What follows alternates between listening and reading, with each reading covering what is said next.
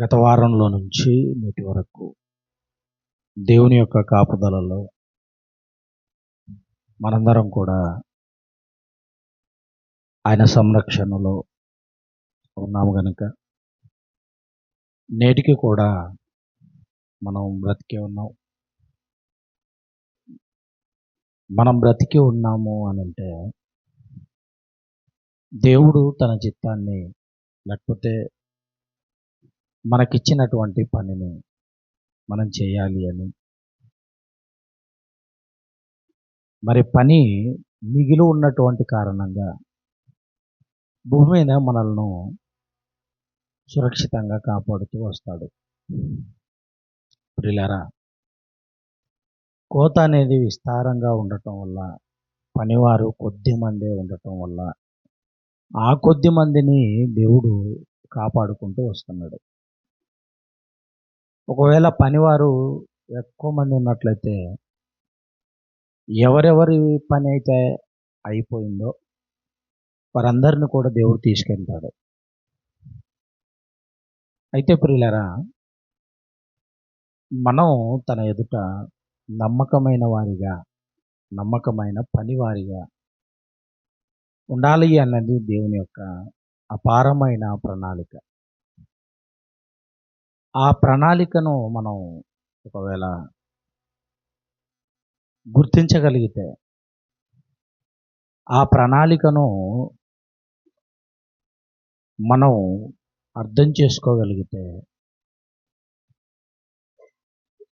గత సంవత్సరాల్లో లేదా క్రీస్తుకు పూర్వం ఉన్నటువంటి సంవత్సరాల్లో, క్రీస్తు తర్వాత జరిగిన సందర్భాలు, క్రీస్తుకు పూర్వం జరిగిన సందర్భాలు అనగా పాత నిబంధన కాలంలో జరిగిన సందర్భాలు, క్రొత్త నిబంధన కాలంలో జరిగిన సందర్భాలు, ఇవన్నీ కూడా మనం అటు 39 పుస్తకాలు, ఇటు 27 పుస్తకాలు, వీటన్నింటిని కూడా ప్రియారా మరి ఎందుకు ఇవ్వబడింది అని ఆలోచించగలిగితే, మరి క్రీస్తుకు పూర్వం జరిగినటువంటి యెహోషువ గారి నాయకత్వం, ఇశ్రాయేలీలకు యెహోషువ గారి నాయకత్వం వచ్చిన తర్వాత దేవుని ప్రజలైన, దేవుని పిల్లలైన ఇశ్రాయేలీల మీద శత్రుత్వం అనేది మిగిలిన జనాంగాలు, మిగిలిన అన్యజనులు, మరి హివ్వీయులు, హిత్తీయులు, ఈజిప్షియన్లు, ఐగుప్తీయులు, చూడండి, ఇలా రకరకాల జనాంగాలు ఉన్నారు. ఈ రోజు ఉన్నట్టుగానే భారతదేశంలో మనం ఉన్నాం కాబట్టి వీళ్ళని భారతీయులు అంటారు. అమెరికాలో ఉన్న వారిని వీళ్ళని మరి తెల్లవాళ్ళు అంటుంటారు, శ్వేత జాతీయులు అంటుంటారు. మరి ఆమె వెస్టిండీస్ ఆ ప్రాంతాల్లో నల్ల జాతీయులు అని అంటుంటారు. అలాగా వారు కూడా ఆ రోజు ఉన్నటువంటి మనుషులు. అప్పటికే ఎంతోమంది జనాంగాలు ఉన్నారు. యెహోషువ కాలానికి అంటే మోషే గారి యొక్క తరం వేరు. మోషే గారి నాయకత్వంలో జరిగిన సందర్భాలు, మోషే గారు ఐగుప్తీయులను విడిపించి వాళ్ళని కాపాడే విధానంలో ఆయన పడిన ప్రయాస, కష్టం, ఆయన ఎంత సాత్వికంతో ఉండి వాళ్ళని జయించాడో, ఎంత సాత్వికంతో ఉంటేనే కానీ ఎంత ఆవేశము వచ్చినా కూడా నిలుపుకొని ఎవరిని కూడా దూరం చేసుకోకుండా అందరినీ కాపాడాలి అన్నటువంటి ఉద్దేశంతో ఐగుప్తు దేశం నుంచి పాలస్తీనా దేశానికి నడిపించడంలో మోషే గారి ప్రయాస మనకు తెలుసు. నెక్స్ట్ వచ్చినటువంటి నాయకుడు మొదట ప్రేమగా నడిపించిన నాయకుడు, రెండవసారి వచ్చిన నాయకుడు అంటే యెహోషువ గారు ఇశ్రాయేలీలను కాపాడే విధానంలో నాయకుడు.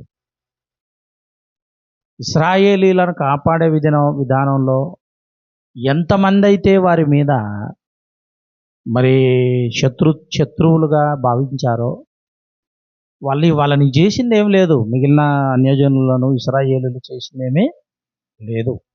వాళ్ళు ప్రయాణమై వెళ్తుంటే ఐగుప్తు దేశానికి, పాలస్తీనా దేశానికి, క్షమించండి, ఐగుప్తు దేశం నుంచి పాలస్తీనా దేశానికి వెళ్ళేటువంటి మార్గంలో తగిలిన, ఏమండి, మనం ఎక్కడికైనా వెళ్తున్నప్పుడు మధ్యలో ఊర్లు తగులుతుంటాయి, అవును కదా?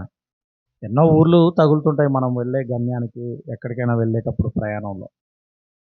అలాగే వాళ్ళు పాలస్తీనా దేశానికి వెళ్ళేటప్పుడు అడవి మార్గాలు దాటుకుంటూ, దేశాలు దాటుకుంటూ, కొండలు దాటుకుంటూ, ఏమంటే చెరువులు దాటుకుంటూ, సముద్రాన్ని దాటుకుంటూ వెళ్తుంటే మధ్యలో వీళ్ళను వాళ్ళే తడుక్కొని, వీళ్ళను ఇశ్రాయేలీల ప్రజలను కొంతమంది కొన్ని చోట్ల చంపేశారు, కొన్ని చోట్ల తడుక్కున్నారు, కొన్ని చోట్ల యుద్ధాలు జరుగుతున్నాయి, కొన్ని చోట్ల గొడవలు జరుగుతున్నాయి. ఆ టైంలో మరి మోషే గారు కూడా వాళ్ళకు సర్ది చెప్పి తీసుకొని వెళ్ళేవాడు. కానీ యెహోషువ గారి కాలానికి వచ్చేసరికి ప్రియులారా, నెక్స్ట్ వాళ్ళ మీద ఈ విధంగా నేను ఉన్నట్లయితే నా ప్రజల్ని నేను ఎలా కాపాడుకోవాలని ఆలోచించిన యెహోషువ గారు ఎన్నో యుద్ధాలు అలా యుద్ధాలు చేయటంలో ఇశ్రాయేలీల తరపున దేవుడున్నాడు, నాయకుడున్నాడు, అధిపతులు ఉన్నారు, వీళ్ళని కాపాడుకుంటూ వస్తున్నాడు. అలా అది మొదలుకొని యెహోషువ కాలం అక్కడ మొదలుకొని మరి తర్వాత వచ్చినటువంటి సౌలు రాజుగారు అయినప్పుడు, ఆ తర్వాత మరి ఏమండి దావీదు గారు రాజు అయినప్పుడు, అంతవరకు బాగా చాలా మరి యుద్ధాలు జరిగాయి. దావీదు గారు ఎన్నో యుద్ధాలు చేశాడు, దేవుని పిల్లలైనటువంటి ఇశ్రాయేలుని కాపాడాడు, రాజుగా నాయకుడుగా ఉన్నాడు. ఆ తర్వాత సొలొమోను మహారాజు, ఆయన పని అంతా కేవలం మందిరాన్ని పూర్తి చేసే పనే అయిపోయింది, యుద్ధమేమి లేదు. ఇంకా జ్ఞానం, మందిరాన్ని పూర్తి చేసే పని. మళ్ళీ తర్వాత మరి సొలొమోను గారి కాలం 40 సంవత్సరాల ఈ పాలన అయిపోయిన తర్వాత ఇశ్రాయేలీలు, యూదులు విడిపోయారు. 2 గోత్రాల వాళ్ళు ఒక జాతి, యూదా జాతి లేదా యూదులు, 10 గోత్రాల వాళ్ళు ఇశ్రాయేలీలుగా పిలువబడ్డారు. టోటల్ మీద మరి ఇశ్రాయేలీలు అంటే 12 గోత్రాల వాళ్ళే. ఇశ్రాయేలీలు అంటే 12 గోత్రాల వాళ్ళు. వీరందరిని కూడా కాపాడే విధానంలో ప్రియమైన దేవుని పిల్లలారు మళ్ళీ తర్వాత యుద్ధాలు స్టార్ట్ అయ్యాయి. మళ్ళీ యుద్ధాలే, కుట్రలు, రాజకీయం. నిజంగా ప్రియమైన వాళ్ళారా, పాత నిబంధనలు చదువుతుంటానండి, మరి అన్నీ దేవుని పిల్లలైనటువంటి వారి మీద ఎందుకు ఇంత ఘోరమైన ఆకృత్యాలు జరిగాయి, యుద్ధాలు జరిగాయి. కొన్ని చోట్ల కొన్నిసార్లు దేవుడే వారికి అప్పగించాడు. ఏమండి, కల్దీలకు అప్పగించాడు. కల్దీలు చాలా ప్రమాదకరమైన వ్యక్తులు. ఎంత ప్రమాదకరమైన వ్యక్తులు అంటే, ఏమండి, ఒక పశువుని బలిచ్చారు అంటే ఆ గుడి ముందర దాన్ని ఎలా నరుకుతారో, మనుషులుగా ఇశ్రాయేలీలను దేవునికి ఎంత వ్యతిరేకంగా బ్రతికితే దేవుడు వాళ్ళకి అప్పగించాడు అని అంటే ప్రియులారా, టోటల్గా అప్పగించినా కూడా కొందరిని కాపాడుకుంటూ వచ్చాడు. ఎందుకంటే ఎంత చెప్పినా కూడా విననొల్లని ప్రజలందరినీ కూడా అడవిలో రాలగొట్టాడు. విననొల్లని ప్రజలను విధేయత చూపని ప్రజలందరినీ కూడా యుద్ధంలో రాలగొట్టాడు. దేవుని మాటను ధిక్కరించిన వారందరినీ శత్రువులకి అప్పగించాడు. తన పిల్లలు అనుకున్న వారిని కూడా శత్రువులకు అప్పగించాడు. దేవుని పిల్లలారా, మీరు ఆలోచిస్తే ఎందుకు దేవుని యొక్క తీరు ఎందుకు ఇలా కఠినంగా మారిపోయింది అంటే కారణం మనుషులే. కానీ పాత నిబంధన కాలంలో మరి ఇలాంటి శత్రుత్వాన్ని బట్టి యుద్ధాలు, గొడవలు ఇలాంటివన్నీ కూడా జరుగుతున్నప్పటికీ యేసుక్రీస్తు వారు వచ్చిన తర్వాత యుద్ధము అనే మాటకు చోటు లేదు. గొడవ అనే మాటకి చోటు లేకుండా వెళ్ళిపోవాలి అన్నది దేవుని ప్రణాళిక తన కుమారుడైన యేసుక్రీస్తు వారి రాకతో. మరి శత్రువులను దేవుడు చెప్పినట్టుగా దేవుని యొక్క మంచి సుగుణాలలో శత్రువుని ప్రేమించే గుణం, శత్రువును ప్రేమించే గుణం. పాత నిబంధనలో ఒక మాట కీర్తనల గ్రంథంలో చూద్దాం ఒకసారి. 23వ అధ్యాయము, కీర్తనల గ్రంథము 23వ అధ్యాయము 5వ వచనం. నా శత్రువుల ఎదుట నీవు నాకు భోజనము సిద్ధపరిచితివి అంటున్నాడు. చూడండి ప్రియులారా, ఏమండి, చాలు. నా శత్రువుల ఎదుట నీవు నాకు భోజనము ఏర్పాటు చేశావు. ఏమండి, ఎవరు పలుకుతున్న మాట ఇది? పైన ఉంటుంది కదా చిన్న పేరు, దావీదు కీర్తన. ఇది పాట కూడా ఉంది కదా మరి. నా శత్రువులెదుట నీవు నాకు భోజనము సిద్ధపరతువు. ఏమండి, దావీదు గారి పాటే, దావీదు గారి కీర్తన. శత్రువుల ఎదుట దేవుడు సిద్ధపరిచినటువంటి భోజనం. ఏమండి, శత్రువుల దగ్గరికి వెళ్ళామనుకోండి, శత్రువు అని ఒకవేళ మనకు మిగిలిన ఎవరైనా శత్రువుగా భావిస్తే వాళ్ళ దగ్గర వచ్చి ధైర్యంగా మనం నీళ్లు తాగలమా? నీళ్లు త్రాగలమా? భోజనం చేయగలమా? ఎందుకు చేయము? అందులో ఏమైనా కలుపుతారేమో అని. ఎందుకంటే ప్రియులారా, ఈ మరి ఇలాంటి సందర్భాలు, మరి ఒక ఆయన మరి చనిపోయాడు, ముసలాయన చనిపోయాడు. మేమందరం రాత్రి మేలుకోవడానికి వెళ్తున్నాం, పాటలు పాడి మేలుకోవాలి కదా, వెళ్తున్నాం. శవం దగ్గర కూర్చొని రాత్రి అంతా పాటలు పాడాలి, రాత్రి అంతా మేలుకోవాలి. అట్లా పోతున్నటువంటి సమయంలో కొంతమంది మమ్మల్ని పిలుచుకొని, మరి వాళ్ళు మీరు ప్రార్థన కార్యక్రమాన్ని జరిపించారు కానీ టీలు కానీ ఏవైనా తినుబండారాలు ఏవైనా తీసుకొచ్చి మీకు ఇస్తే, అల్పాహారాలు ఏమైనా తీసుకొని వస్తే ఎవరు కూడా మీరు తినొద్దండి, త్రాగొద్దండి అని సలహా ఇస్తున్నారు. చనిపోయిన బాధలో వాళ్ళు మరి సంఘస్థులను చాలా వరకు శత్రువుగానే చూస్తారు, వాళ్ళు చూసేవాళ్ళు. అప్పుడు అలాంటి సమయంలో వాళ్ళ దగ్గర వెళ్ళాము, కూర్చున్నాము, పాటలు పాడుతున్నాము. వాళ్ళు మాటికి టీ అందిస్తున్నారు. మేము అప్పటికే టీ కాఫీలు మానేసి మరి షేక్ అనే ఒక హెల్తీ ఫుడ్ తీసుకునే వాళ్ళం. ఫ్రెష్ అని, అది నేను అందులో ట్రైనింగ్ కూడా చేశాను. అది వాడేవాళ్ళం. అది వాడేటప్పుడు టీ కాఫీలు తాగకూడదని మేము తాగకపోతే ఆ గుంపులో ఒక ఆమె ఏమంటుందంటే, వీళ్ళు టీ ఎన్నిసార్లు వాళ్ళ దగ్గర తీసుకెళ్ళిన వాళ్ళు తాగుకున్నారు అంటే, వీళ్ళు ఏదో మేము కలిపామనే వీళ్ళు తాగుకున్నారులేండి అని అందట్లో అనింది ఆమె. అదంతా ఏం లేదమ్మా, మేము టీ కాఫీలు మానేసి ఇది తాగుతున్నామని చెప్పి అవి పక్కన పెట్టుకొని చూపించాం. మళ్ళీ ఒకసారి ఏం చేశారు, పాటలు పాడేటప్పుడు మళ్ళీ అల్పాహారం ఏదో తీసుకొచ్చి మాకు అందరికీ తినండి అని ఇస్తున్నారు. ఈ టైంలో మాకు ఎందుకు ఇస్తున్నారు తల్లి, మేమేం తినము, ఏం తిన్నా ఇప్పుడు పాటలు పాడలేము, వాక్యం చెప్పలేము, కార్యక్రమం జరగదని చెప్పారు. మీరు కావాలనే తినకున్నారని మందిలో అనేది. మళ్ళా లేదమ్మా, మేము ఆల్రెడీ తినొచ్చాము, ఇప్పుడు రాత్రి 12, 1కి కూడా తింటారా? తినొచ్చిన వాళ్ళు ఎలా తింటారు చెప్పండి? ఇంక రాత్రి తింటే పడుకుంటాం కదా, తెల్లగైనంతవరకు తింటామా? తినం. కానీ రాత్రి మేలుకున్నందుకు వాళ్ళు మాటికి తెచ్చిస్తుంటే మేమేదో కలిపామనే మీరు తినకున్నారని పెట్టుకున్నారని గొడవ. మరి ఉదయం లేవగానే మరలా మట్టికి వెళ్ళాలి కదా, ఏదో మకాలు మాడిపోయినాయి రాత్రల్లా మేలుకొని. మళ్ళీ ఆ మందిలో ఒక శవాన్ని ఎత్తుకొని పోయేటప్పుడు కూడా అనిందంట, నేను పోవడం లేదులేండి, శవాన్ని ఎత్తుకొని పోయేటప్పుడు నేను పోతే ముందర పోతే లేదంటే పోకుండా అవుతా. మళ్ళీ అనిందంట ఆమె, నేను లేను, వాళ్ళు విన్నారు. వీళ్ళు రాత్రి టీ ఇస్తే ఎన్నిసార్లు ఇచ్చిన తీసుకెళ్ళా, ఏమో కలిపామని తీసుకెళ్ళా, మళ్ళీ ఒకసారి తినడానికి తీసుకొస్తే అవి కూడా తినలే, ఏమో కలిపామనే కదా. అంటే వీళ్ళు ఈ విధంగా చూస్తే మమ్మల్ని ఏ విధంగా అనుకుంటున్నారు వీళ్ళు అని చెప్తే వాళ్ళ క్యారెక్టర్ ఏందో అందరికీ తెలుసు. అలాంటి స్వభావం కలిగిన వాళ్ళే వాళ్ళు, లేదని కాదు. ప్రియమైన దేవుని పిల్లలారా, దావీదు గారి యొక్క పాలనలో చాలామంది శత్రు సైన్యం ఎక్కువైపోయింది.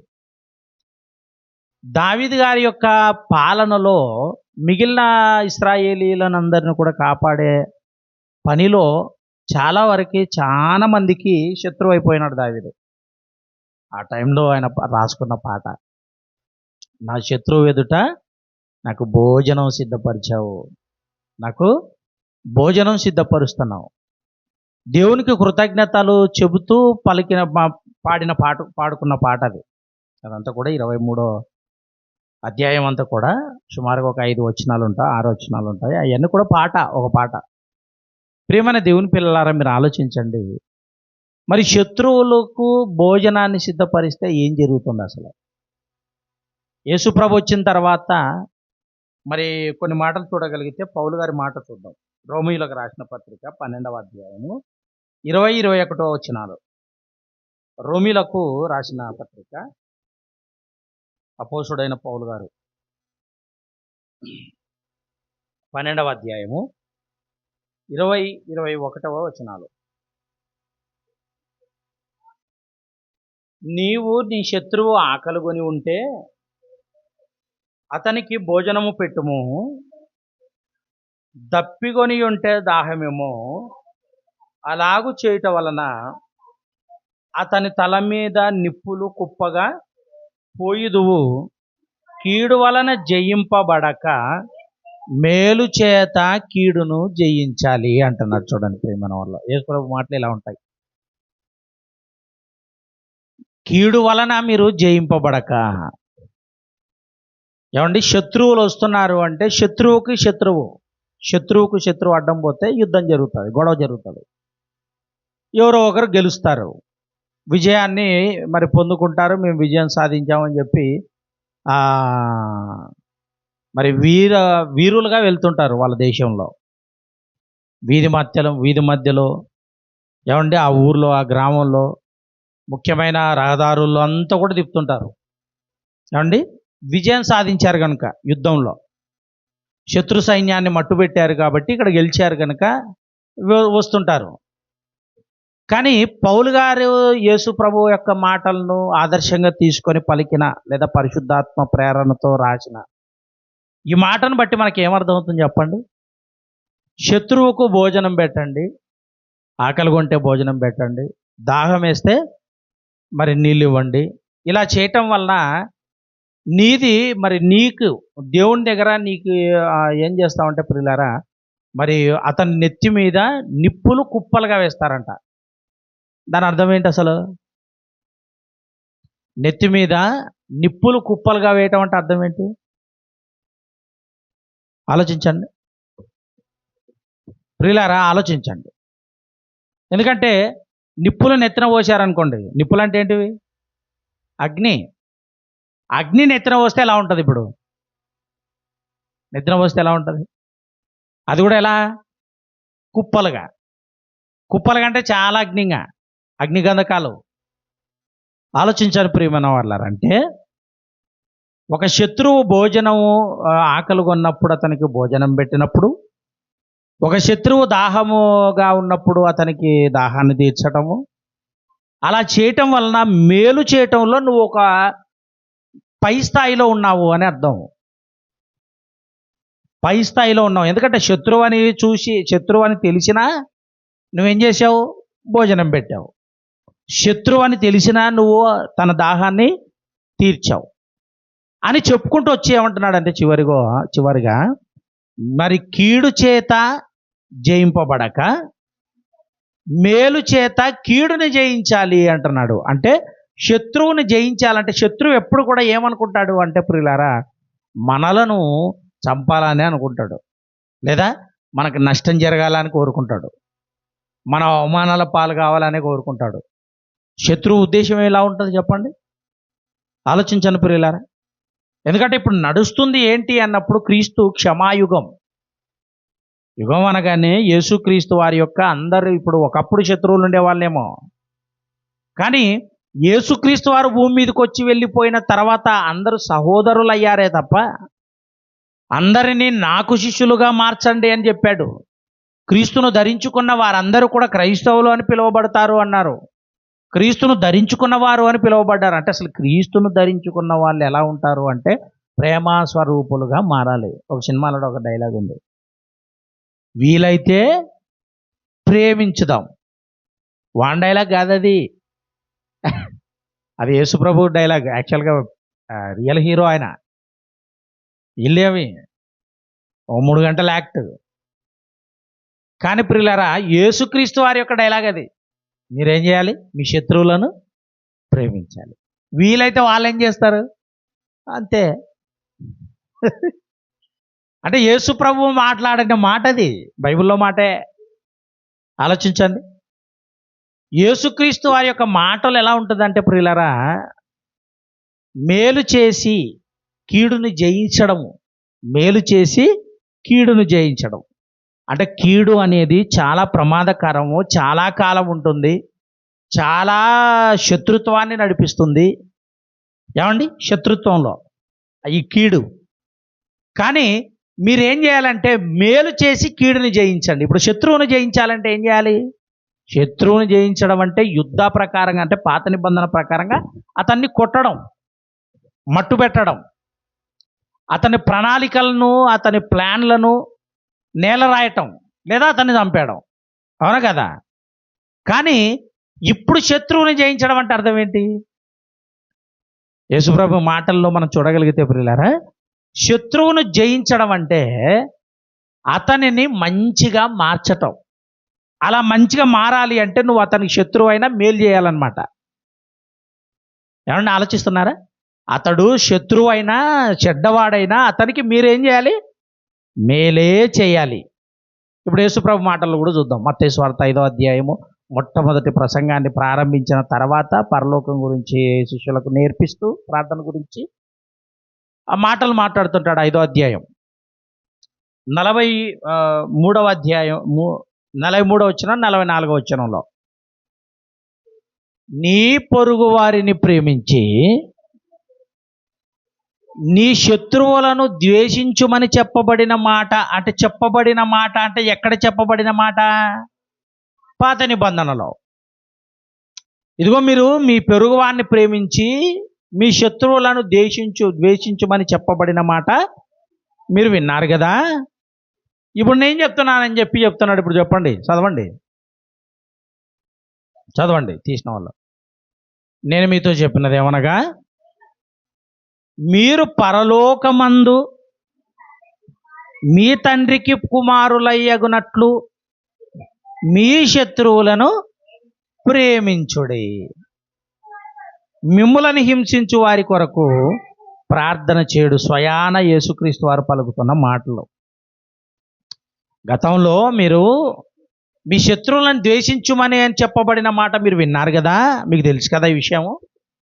కానీ ఇప్పుడు మాట్లాడుతున్న ధర్మశాస్త్రాన్నే నెరవేర్చి ధర్మశాస్త్రాన్నే మార్చినట్టుగా కనపడుతుంది ఇక్కడ. శత్రువులను ద్వేషించడం కాదు నాయనా, మీ శత్రువులను మీరు ఏం చేయాలి? ప్రేమించాలి. శత్రువులను ప్రేమిస్తే ఏమవుతుంది అంటే మీ మధ్య ఉన్నటువంటి ఎన్నో తరతరాలు కొన్ని కుటుంబాలు ఉంటాయి. వాళ్ళ పెద్దలు, అంతకుముందున్న పెద్దలు, ఆ ముందున్న పెద్దలు, అంటే తరతరాలు వాళ్ళు శత్రువులుగానే ఉంటారు ప్రియులారా. వాళ్ళ పిల్లలు అదే శత్రుత్వాన్ని కొనసాగిస్తుంటారు. వాళ్ళ తర్వాత ఇంకొక పిల్లలు వస్తారు, వాళ్ళు అలా తరతరాలు శత్రువులుగానే ఉన్నటువంటి వారందరినీ సైతం యేసు ప్రభు వారు ఒక మాటతో వాళ్ళందరినీ కలిపి సహోదరులుగా చేయటానికి మాట్లాడుతున్నటువంటి మాటలు. అంటే శత్రుత్వం అనేది మంచిది కాదా అంటే మంచిది కాదు. ఎందుకంటే ఒక తండ్రి నుండి వచ్చినటువంటి మన ఇంట్లో మన పిల్లలు, మన తమ్ముళ్ళు, మన అన్నలు తప్పులు చేసినప్పుడు ఆ పూటకు మనం కొట్లాడుకున్నా మరలా మాట్లాడమా? మళ్ళీ కలుసుకోమా? శత్రువు అనుకుంటామా? ఎంత గొడవ పడినా శత్రువు అనుకుంటామా మనం? లేదు, మా అన్న అనుకుంటాం, మా తమ్ముడు అనుకుంటాం, మా అక్క అనుకుంటాం, మరలా మా చెల్లెలి అనుకుంటాం. ఎంతనన్నా గొడవ ఉండని, ఎంతనన్నా కోపాలు ఉండని, మా అన్న, మా తమ్ముడు అంటాం, మా చెల్లి అంటాం. ఆలోచించండి. అంటే ఒక తండ్రిలో నుంచి వచ్చినటువంటి మనకు, ఈ భూమి మీద మనకు ఉన్నటువంటి ఆ కుటుంబాలలో ఒకరినొకరు క్షమించుకుంటున్నాం కదా. నీ పొరుగువాడు అనగానే ఏదో ఒక తండ్రి, భూమి మీద ప్రతి ఒక్కరికి కూడా తండ్రులు ఉంటారు కనుక ఆ తండ్రికి పుట్టాడని చెప్పి నువ్వు ఎందుకు శత్రువుగా భావించాలి? కానీ మనందరికీ తండ్రి అయినటువంటి దేవుడు ఉన్నాడు. ఆయనకు మనము కుమారులమై ఉండాలి అంటే ఏం చేయమన్నాడు? ఇదిగో నేను పరలోకమందున్న తండ్రికి కుమారుణ్ణి అని చెప్పుకోవాలి అంటే, ఆయన బిడ్డలము అని మనం చెప్పుకోవాలి అంటే మనం ఏం చేయాలంటే, నీ శత్రువులను ప్రేమించుడే. ఎలా ప్రేమించాలి? ఏమండి, ప్రేమ అంటే అర్థం ఏంటి? బైబిల్ ప్రకారంగా ఆజ్ఞలను గైకొనడమే ప్రేమ. మరి ఆజ్ఞల్లో మరి నీ శత్రువును ప్రేమించండి అని ఆజ్ఞ కదా ఇది. నిన్ను వాళ్ళని పొరుగు వాడిని ప్రేమించంటే అర్థం ఏంటి? ఆజ్ఞే. ఆ ఆజ్ఞను మనం పాటిస్తున్నాము అని అంటే దేవుని కుమారుడని పిలువబడతాం, దేవుని కుమారులుగా పిలువబడుతున్నాం. ప్రేమైన దేవుని పిల్లలారా ఆలోచించండి. మరి గతంలో క్రీస్తుకు పూర్వం యుద్ధాలే జరుగుతున్నాయి మనకు తెలుసు కదా. మనకు తెలుసు కదా. అలా ప్రేమించగలిగితే, ప్రేమ కలిగి ఉంటే యుద్ధాలే ఆగిపోతాయి ప్రియులారా. ఆలోచించండి. ఎందుకంటే మనం మంచివారమైనా చెడ్డవారమైనా దేవుని పిల్లలమని, మరి దేవుని పిల్లలు అని భూమి మీదకి వచ్చిన ప్రతి ఒక్కరు కూడా దేవుని పిల్లలే అని ఎలా కన్ఫర్మ్ చేసుకోవాలి అని అంటే, వర్షం పడుతుంది మంచి వాళ్ళ మీద, చెడ్డ వాళ్ళ మీద. ఏమండి, తన సూర్యుని యొక్క వెలుగు భూమి మీదకి వస్తుంది మంచివారి మీద, చెడ్డవారి మీద. కారణం ఏంటి? చెడ్డవారైనా దేవుని పిల్లలే, మంచివారైనా దేవుని పిల్లలే.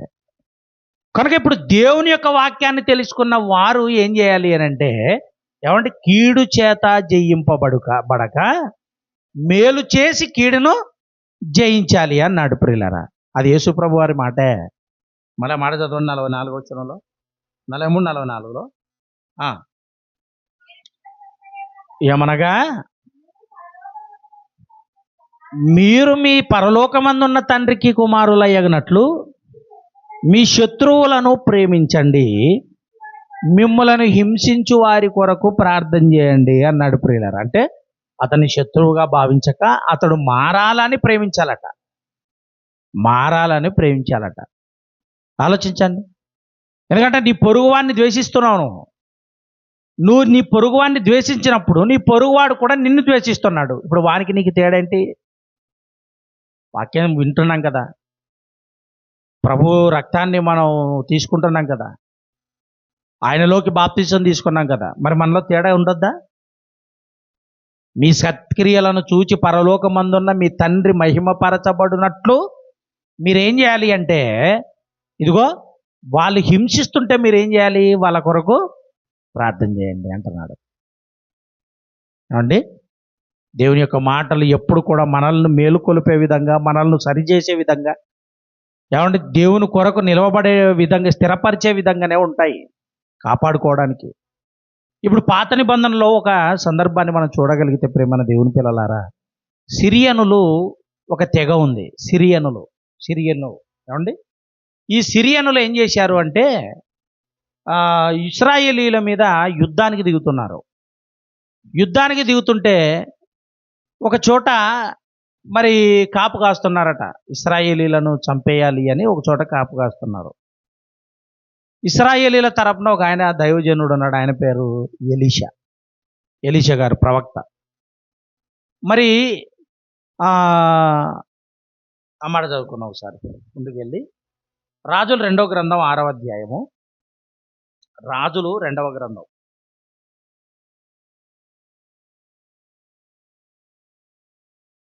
6వ అధ్యాయము 8వ వచనం. సిరియా రాజు ఇశ్రాయేలుతో యుద్ధము చేయవలనని కోరి తన సేవకులతో ఆలోచన చేసి, ఫలాని స్థలమందు మన దండుపేట ఉంచుదామని చెప్పెను అన్నాడు. చూడండి ప్రియులారా, స్థలం పేరు ఏం పేరట? ఫలాని. ఫలానా అంటాం కదా, ఫలానా వ్యక్తి, ఫలానా స్థలం, ఫలానా ఊరు. ఫలానా అని ఎందుకంటాం? ఆ ఊరు తెలియనప్పుడు లేదా కథ చెప్పేటప్పుడు. ఏమండి? ఇప్పుడు స్థలానికి ఏం పేరుందట? ఫలాని. ఫలాని స్థలమందు సిరియా దండు ఒక చోట కాపు కాస్తుందట. ఎందుకు కాపు కాస్తుందో తెలుసా? ఎందుకు కాపు కాస్తుంది? ఇశ్రాయేలీలను చంపడానికి. ఇశ్రాయేలీయుల మీద యుద్ధం చేయాలని యుద్ధం చేయాలని కోరిక ఉండడం ఏంది? యుద్ధం ఎందుకు రావాలి? వీళ్ళకేదో నష్టం జరిగితే యుద్ధం జరగాలి, అవునా కదా? ఇప్పుడు పాకిస్తాన్కి ఇండియాకి ఎందుకు జరుగుతుంది యుద్ధం? కాశ్మీరు ఆ రాష్ట్రం మాకు కావాలి అంటే మాకు కావాలి. ఎందుకంటే మా భారతీయులు ఏమని ఆలోచిస్తున్నారు అంటే, పాకిస్తాను ఇండియాలో నుంచి విడిపోయినదే. బంగ్లాదేశు, నేపాలు, తర్వాత ఈ పై చుట్టుముట్టు ఉన్నటువంటి కొన్ని దేశాలు భారతదేశంలో నుంచి విడిపోయిన చిన్న చిన్న దేశాలు. అవి చిన్న చిన్న దేశాలు. అంటే ఈ ప్రాంతంలోకి మరి ఈ కాశ్మీరు అనేటువంటి ఈ ప్రాంతం మాకు కావాలని వాళ్ళు, మాకు కావాలని వీళ్ళు. ఎందుకంటే భారతదేశం ఇంత పెద్ద విస్తీర్ణంలో ఇంత పెద్దదైనా కూడా ఒకవేళ కాశ్మీర్ మీకు మేము అప్పగిస్తే, కాశ్మీర్ మీకు వదిలిపెడితే మాకు తలక లేనట్టు. అంటే భారతదేశంలో మనం చూసాం కదా, భారతదేశ ఆ ఫిగర్, ఆ బొమ్మ, మ్యాపు. ఆ మ్యాప్లో ఒకవేళ కాశ్మీర్ కనుక లేకపోతే అసలు మన ఇండియాలాగే ఉండదు. ఇంకా అంటే ఒక భారతీయులకు తల లేనట్టు అని ఒక ఫీలింగ్ ఉంది మన వాళ్ళకు.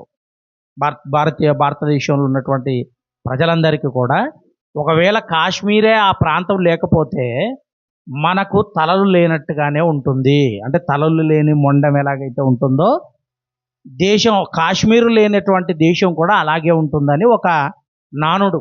అప్పటి నుంచి కూడా దాని కొరకే యుద్ధం చేస్తున్నారు. ఇవ్వటం లేదు వాళ్ళకు, ఎంత అడిగినా కూడా ఇవ్వటం లేదు. దానికోసం ఎంతోమంది చనిపోయారు. ఏమండి? చిన్న దేశం అయినా ఇంత పెద్ద భారతదేశం మీద యుద్ధాలు చేస్తుంటారు అప్పుడప్పుడు.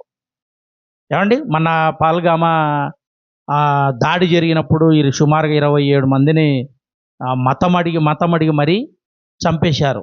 ఆ ప్రాంతానికి కొంతమంది విహారయాత్రకు వెళ్ళి, అక్కడ ఏదో చూర్ణికి వెళ్ళి, కొత్తగా పెళ్ళైన వాళ్ళు కూడా వెళ్ళి ఏదో అక్కడ గడుపుదామని వెళ్ళినటువంటి వారందరినీ సైతం ఈ ఉగ్రవాదులు దాడి చేసి వారందరినీ కూడా చంపేశారు. ఇదంతా కారణం ఏంటంటే కాశ్మీరే. అలాగని వాళ్ళకి ఇస్తే మనకున్నటువంటి ఫీలింగ్, మన భారతదేశానికి ఉన్నటువంటి ఫీలింగ్, ఈ అధికారులకు ఉన్నటువంటి ఫీలింగ్. ఏమండి? నిజంగానే అలాగే జరుగుతుంది కదండి. ఇక్కడి నుంచి విడిపోయినటువంటి నీకు ఇప్పుడు భారతదేశాన్ని ఇప్పుడు శత్రువుగా చూడటానికి కారణం ఏంటంటే అదే. అలాగా ఇప్పుడు సిరియనులకు ఎందుకు కోరిక పుట్టింది ఇశ్రాయేలీల మీద యుద్ధం చేయాలని? వాళ్ళకేదో ఏం జరిగిందని? యాక్చువల్గా దేవుడు చెప్పిన ఆజ్ఞలను బట్టి, ధర్మశాస్త్రాన్ని బట్టి ఇశ్రాయేలీలు యుద్ధానికి వెళ్ళాలన్నటువంటి భావనలు అయితే ఉండవు. కానీ వాళ్ళే ఏదో చేయటం వలన వాళ్ళకంటే ఎక్కువ ఇప్పుడు బలవంతులు ఇశ్రాయేలీలు అంటే దేవుడు నిలవబెట్టుకున్నటువంటి యోధులు. వాళ్ళు కొంచెం చేస్తే వీళ్ళు ఎంతో చేస్తారు. అది వాళ్ళ కాడ. ఏమండి? యాకోబు కుమారులు ఎంతమంది? 12 మంది. 12 మందే. కుమార్తెలు ఒక్కతే. అంటే 13 మంది పిల్లలు యాకోబుకైతే. దీన ఏం చేసింది అంటే విహారయాత్రకు వెళ్ళింది. ఇందాక పహల్గామకు వెళ్ళినట్టు చూద్దామని వెళ్తే ఆ దేశ రాజు కొడుకు ఏం చేశాడు అని అంటే బలవంతం చేసి దీనాను ఇచ్చేశాడు. బాధ ఏదో తీసుకొచ్చి అన్నలకు చెప్పింది, తండ్రికి చెప్పింది, అన్నలకు చెప్పింది. కానీ అన్నలు విన్నట్టుగానే ఉండి యాకోబు చెప్తున్నాడు, నైనా వద్దునైనా, ఏదో మనం కొత్త ప్రాంతానికి వచ్చాం, ఎలాంటి అఘాయిత్యాలు చేయొద్దండి అని చెప్పి కుమారులకు చెప్పాడు. చెబితే వీళ్ళు ఏం చేశారంటే విన్నట్టుగానే ఉండి రాత్రి వెళ్ళి ఆ ప్రాంతంలో ఉన్నటువంటి వారందరినీ భయంకరంగా అతి కిరాతకంగా కత్తులతో దాడి చేసి చంపేశారు. మగవాళ్ళని అందరినీ కూడా చంపేశారు. చంపిన తర్వాత ఇంకా ఇదేదో అంటే ఒక తప్పు ఆ రాజు యొక్క కుమారుడు చేస్తే వీళ్ళు ఏం చేశారు? ఇప్పుడు ఎంతో చేశారు. అలాగా సిరియనులు కూడా వీళ్ళు ఊరికే వెళ్ళే వాళ్ళని కూడా తడుక్కున్నందుకు వీళ్ళు కూడా మరి భయంకరంగా వాళ్ళని కూడా చంపేశారు. ఇదంతా కూడా సందర్భాన్ని ఇవన్నీ కూడా మనసులో పెట్టుకొని దేవుని పిల్లల తరపున దేవుడు ఉంటాడు అన్నటువంటి చిన్న విషయాన్ని సిరియనులు మర్చిపోయారు ప్రియమైన వాళ్ళ. ఫలాని స్థలమందు కాపలా కాస్తున్నారు.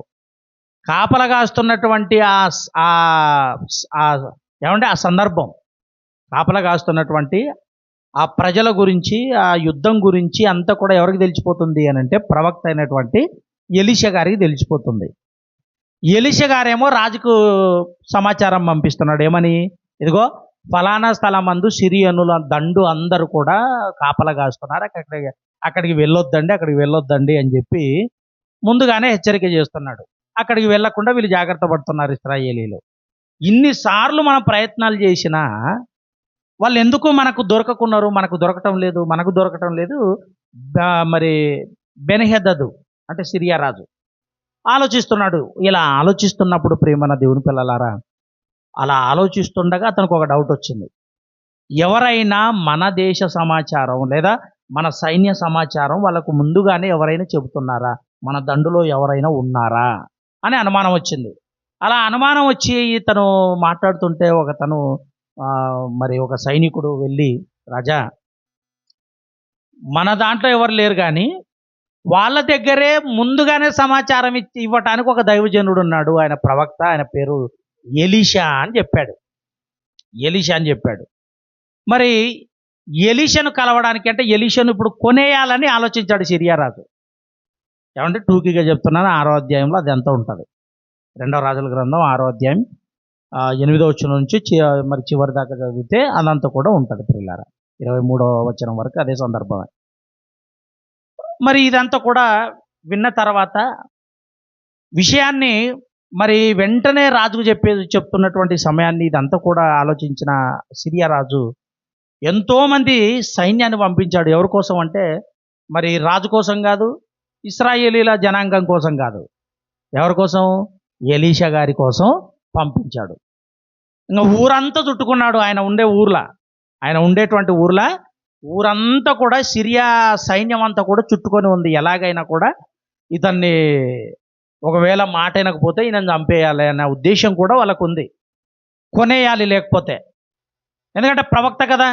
జరగబోయేది ఒక గంట తర్వాత ఏం జరుగుతుందో మనకు తెలుసా? ఒక రోజు తర్వాత ఏం జరుగుతుందో మనకు తెలుసా? రేపేం సంభవించినో మీకు తెలియదు. ప్రవక్త అయినటువంటి అతనికి దేవుడు బయలుపరుస్తున్న ప్రతి ఆలోచనను కూడా తన రాజ్యానికి రాజుగా ఉన్నటువంటి ఇశ్రాయేలీల రాజుకి ఈయన సమాచారం ఇచ్చేవాడు. ఇశ్రాయేలీలకు ఎలాంటి ప్రాణహాని జరగకుండా కాపాడుకునే వాళ్ళు ఈయన. రాజు కంటే ఎక్కువ. ప్రవక్త అంటే చిన్నోడు కాదు కదా. రాజు కంటే, ఎందుకంటే రాజుకైనా సలహా సమాచారం చెప్పాలి అంటే, దేవుడు చెప్పిన విషయాన్ని రాజు చెప్పాలి అంటే ప్రవక్త ఉండాలి, మధ్యవర్తి. ప్రజాప్రతినిధి ఆయన అయితే దేవుని తరపున ప్రతినిధి దైవజనుడు, ఆయనే ఎలీషా గారు. ఈయనను ఎలాగైనా కూడా మరి అతని దగ్గర, ఎలీషా గారి దగ్గర ఉన్నటువంటి కింద దాసులు ఉంటారు కదా, ఆ దాసుడు బయటకు వచ్చాడట. ఇంటిలో నుంచి బయటకు వచ్చిన తర్వాత ఆ సైన్యాన్ని అంతటి, సిరియా సైన్యాన్ని ఎంత చూసి భయపడిన తర్వాత మళ్ళీ ఎలీషా గారి దగ్గరికి వెళ్ళి ఆయనతో మాట్లాడాడు. ఇదిగో సిరియా దండు, ఆ సైన్యం అంతా కూడా మనల్ని పట్టుకోవడానికి వచ్చింది, మనల్ని ఏం చేస్తారు అని భయపడుతున్నాడు అతను. నువ్వేం భయపడొద్దు, నేను చూసుకుంటా అని చెప్పి బయటకు వచ్చాడు. బయటకు వచ్చిన తర్వాత ప్రార్థన చేశాడు. అంటే నువ్వెందుకు భయపడుతున్నావు? కేవలం కనిపిస్తున్న ఆ సైన్యాన్ని చూసి నువ్వు భయపడుతున్నావు, కానీ నా చుట్టూ ఎంత సైన్యం ఉందో తెలుసా? ఎంత సైన్యం ఉంది అని అంటే చాలా సైన్యం ఉంది. ఆ చాలా సైన్యం వాళ్ళకి కనపడదు, అది కానీ ఎలీషా గారికి కనబడుతుంది. ఒకసారి ఈ సైన్యం అంతా కూడా, అంటే నా చుట్టూ దేవుడు వేసిన ఈ సైన్యాన్ని అంతటిని కూడా, ఏర్పాటు చేసిన సైన్యాన్ని వాళ్ళు చూచినట్లు వాళ్ళ కళ్ళు తెరవు అన్నాడు. వాళ్ళ కళ్ళు నిజంగానే తెరవబడ్డాయి. ఏమండి? అలాగనే అప్పుడు మూసుకున్నారని కాదు, ఆలోచిస్తున్నారన్నమాట. చూస్తున్నారు ఎలీషా గారు ఎక్కడ తప్పించుకొని పోతాడా, ఎక్కడ బయటకు వస్తాడా, ఎక్కడ పట్టుకుందామా, ఎక్కడ కొనేద్దామా, లేకపోతే చంపేద్దామా, ఈ ఆలోచనలు ఉన్నాయి వీళ్ళకి. దేవునికి ప్రార్థన చేశాడు. ఇప్పుడు చూసేసరికి దేవుని యొక్క దేవదూతల సైన్యం భయంకరంగా. తర్వాత వాళ్ళకు కళ్ళు పోగొట్టాడు మరి ఎలీషా గారు. కళ్ళు అంధత్వంతో మొత్తాడు అని రాయబడింది. ఇంకా అందరు గుడ్డి వాళ్ళు అయిపోయారు. సైన్యం అంతా గుడ్డి వాళ్ళు అయిపోయారు. ఇప్పుడు ఏం చేశారంటే వీళ్ళందరినీ కూడా ఇశ్రాయేళ్ల కొంతమంది సైన్యం తీసుకెళ్ళి రాజు దగ్గరికి నిలవబెట్టాడు. రాజు దగ్గరికి వెళ్తున్నాడు. రాజు దగ్గరికి వెళ్తున్నప్పుడు మరి అక్కడ మాట్లాడుతున్నాడు ఇశ్రాయేళ్ల రాజు ఏమంటున్నాడు అంటే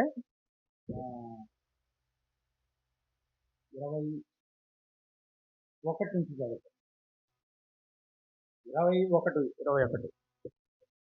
అంతటా ఇశ్రాయేలు రాజు వారిని పారజూచి, అంటే సిరియన్ల దండును పారజూచి, నాయన వీరిని కొట్టుదునా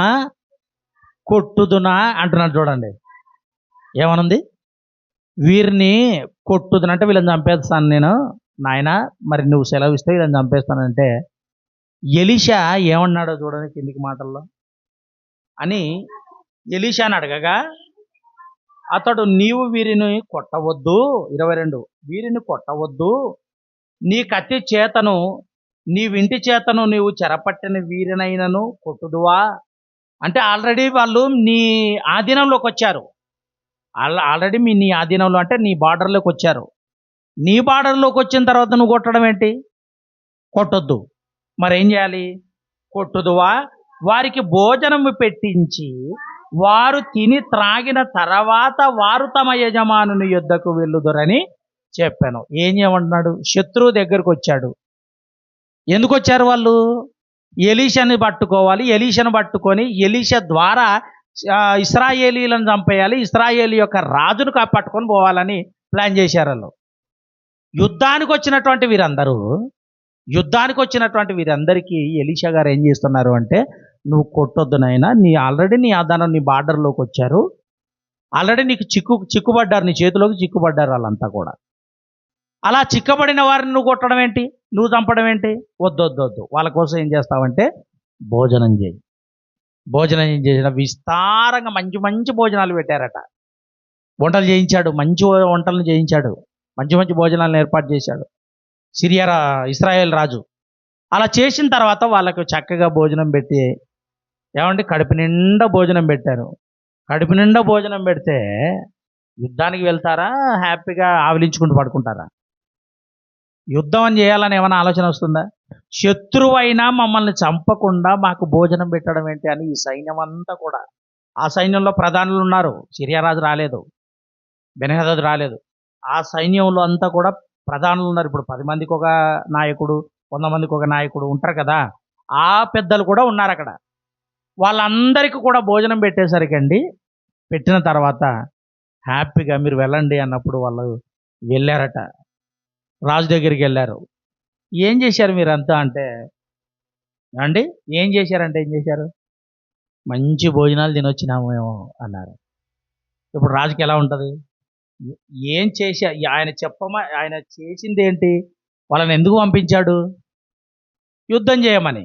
ఎలీషాను పట్టుకోవాలి, ఆయన ద్వారా రాజును పట్టుకోవాలి, ఇశ్రాయేల్ రాజును పట్టుకోవాలి, సైన్యాన్ని చంపేయాలి.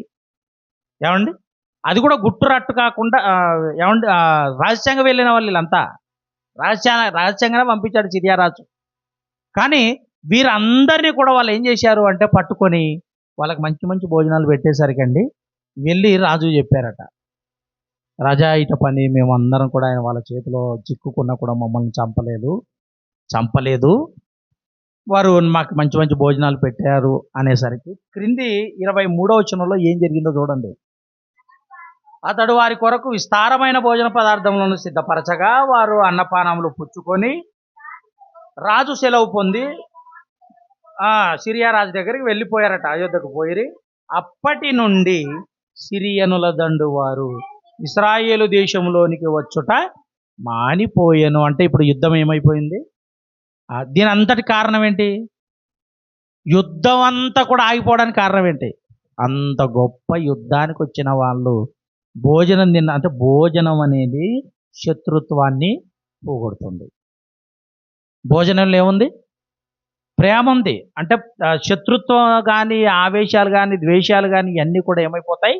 భోజనం పెట్టిన మరుక్షణం, అతని ఆకలి తీర్చిన మరుక్షణం, ఆయన దాహాన్ని తీర్చిన మరుక్షణం శత్రుత్వం అనేది పోతుంది.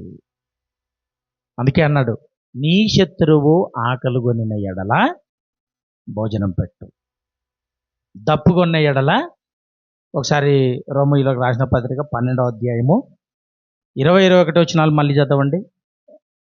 చదివిన విషయమే. రోమీయులకు రాసిన పత్రిక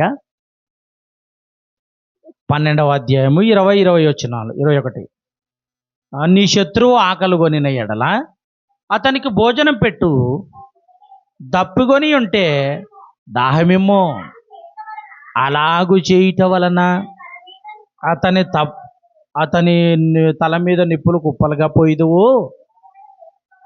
కీడు వలన జయింపబడక, ఇప్పుడు సైన్యమైన ఇశ్రాయేలీలందరూ కూడా వాళ్ళని చంపి జయించవచ్చు, కానీ దాన్ని ఏమంటారు?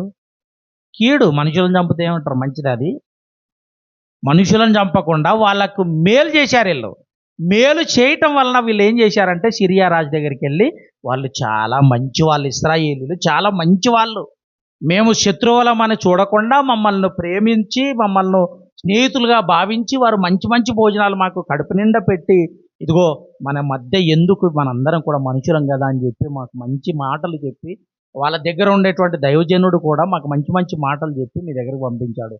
ఇక నుంచి ఈ యుద్ధాలు వారి మీదకి వద్దు, మంచి వారి మీదకి మనం వెళ్ళటం ఏంటి అని యుద్ధం ఆగిపోయింది. యుద్ధాన్ని ఆపింది ఏంది? భోజనం. ఏమాపింది? ఒక భోజనం. అంటే శత్రువుకు భోజనం పెట్టామంటే శత్రువు మనకేమైపోతాడు? మిత్రుడు అయిపోతాడు. ఆలోచించండి. వాళ్ళు కూడా ఇంత గొప్పగా ఆలోచించడానికి కారణం ఏంటంటే, ఇదిగో వాళ్ళ చేతిలో దొరికిన మా ప్రాణాలు వాళ్ళు తీయలేదు, మా ప్రాణాలను అలాగే పెట్టి మా ప్రాణాలను తమ పెట్టే భోజనాల ద్వారా మా ప్రాణాలు తృప్తి పొందాయి అని భావించి తన రాజు దగ్గరికి వచ్చి రాజు ఒప్పించారు రోజు యుద్ధానికి వద్దు అని.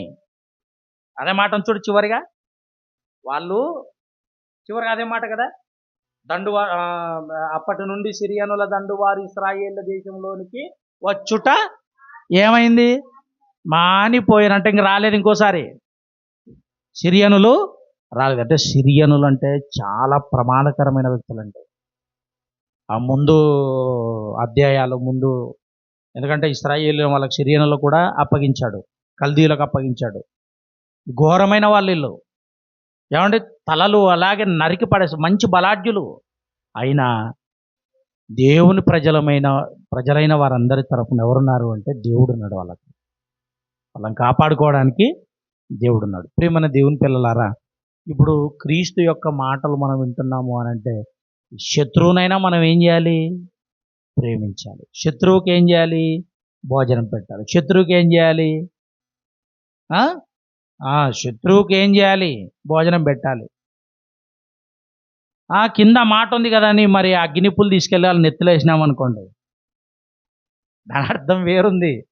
అది కాదు దాని అర్థం, అది కాదు. భోజనం పెట్టండి, మీరు పై స్థాయిలో ఉంటారు దేవుడు చెప్పిన దాంట్లో. ఎందుకంటే దేవునికి పిల్లలమని చెప్పుకోవాలంటే ఏం చేయాలి? శత్రువును ప్రేమించాలి. నేను దేవుని కుమారుని, నేను దేవుని కుమార్తెను, ఇదిగో మేమందరం కూడా దేవుని పిల్లలం అని చెప్పుకోవాలి అని అంటే శత్రువును ప్రేమించాలి. ఆలోచించండి ప్రియమైన దేవుని పిల్లలారా. ఏమండి, మనం ఎవరిని కూడా శత్రువుగా అనుకోవాల్సిన అవసరం ఏం లేదు. ఎందుకంటే యేసుక్రీస్తు వారు ఎవరిని శత్రువుగా భావించలేదు. తన ప్రాణాన్ని తీస్తుంటే, బల్లెంతో పొడుస్తుంటే, ముళ్ళ కిరీటం దగ్గరుండి పెడుతుంటే నవ్వుకుంటున్నాడు. ఏమండి, చివరి రక్తపు బొట్టు కారేంత వరకు కూడా వీళ్ళు ఏం చేస్తున్నారో వీళ్ళకి అర్థం కావటం లేదు. వీళ్ళకి తెలియదు కాబట్టి దేవా వీళ్ళను క్షమించండి. ఏమండి, చచ్చిపోయేటప్పుడు క్షమించడం ఏంటి? ఆ స్వభావాన్ని పుణికిపోర్చుకొని తెచ్చుకున్న స్టెఫెన్ గారు కూడా అదే మాట్లాడతాడు. రాళ్ళతో కొడుతుంటే ఒక్కొక్కటి ఏమండి, ఒకసారి ఊరేస్తే ఊపిరాడక చచ్చిపోతారు. తల కత్తితో ఖడ్గంతో తల నరికేస్తే ఒక్కసారిగా విలవిలలాడి చచ్చిపోతాడు. కానీ రాళ్ళతో కొట్టేటప్పుడు ఉంటుందండి, రాళ్ళతో కొట్టే దెబ్బలు ఎలా ఉంటాయి చూడండి. ఏమండి, అప్పుడప్పుడు వడగండ్ల వర్షం పడుతుంటుంది. వడగండ్ల వర్షం ఒక ఏటు పడింది అని ఇక్కడ చేయి పెట్టేలోపు ఇంకొక వైపు కొడుతుంది, నెత్తిన కొడుతుంది, వీపున కొడుతుంది, ఒళ్ళంతా కొడుతుంటాయి. అంటే వడగండ్ల దెబ్బలు పెద్ద సమస్య కాదు. లావు రాళ్ళు తీసుకొని ఒక్కొక్కరు అతన్నే కొడుతుంటే ఎలా ఉంటుంది ఆలోచించండి. చివరి ప్రాణము పోయే ఆ క్షణంలో యేసు ప్రభువా నా ఆత్మను చేర్చుకో, వీళ్ళు ఏం చేస్తున్నారో వీళ్ళకి తెలియడం లేదు. పునరుత్థానం గురించి సబ్జెక్ట్ చెప్పాడు అంతే. మనసులో నచ్చుకొని ఊరు వెలుపలకి తీసుకెళ్ళి రాళ్ళతో కొట్టి ప్రాణాలు పోయేంత వరకు కొట్టారు.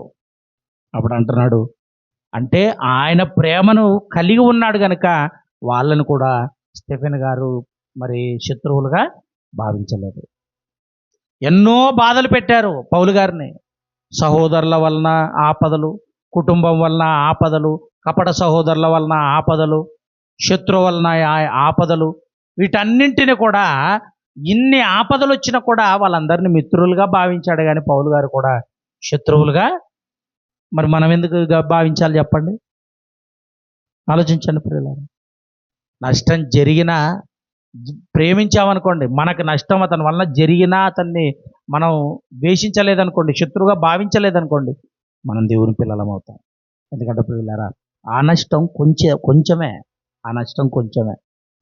కానీ మనం మాత్రం మరలా తిరగబడి మనం కూడా శత్రువుగా భావిస్తే తర్వాత జరగబోయేటువంటి నష్టం చాలా పెద్దది ప్రియులారా. అలాంటి స్థాయిలోకి మనం దిగజారకూడదు.